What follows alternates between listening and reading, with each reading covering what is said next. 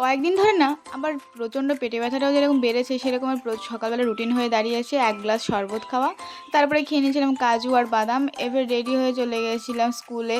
স্কুলে গিয়ে দেখলাম বাচ্চাদের প্রেয়ার হচ্ছে, তো সেখানে দাঁড়িয়েছিলাম। সত্যি কথা বলতে ভাই, এত স্টুডেন্ট আমি আমার লাইফে প্রাইমারি স্কুলে কোনো দিন দেখিনি। 300 থেকে 250 মানে 250টা স্টুডেন্ট।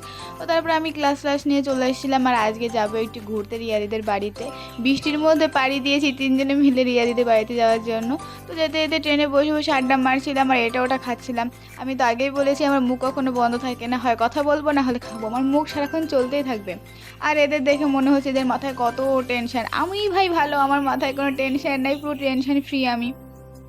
সত্যি কথা বলতে বৃষ্টির দিনে না কোথাও যেতে একদমই মন যায় না, কিন্তু আমাদের যেহেতু ডেটটা ফিক্স হয়ে গেছিলো যাবো মানে যাবোই, তো বৃষ্টি হোক আর ঝড়ই হোক। তো মাঝে এই দোকান থেকে একটু মিষ্টি নিয়ে নিয়েছিলাম। তো দ্যাটস ইট, আজকে ভিডিও এইটুকু, দেখা হচ্ছে নেক্সট ভিডিওতে।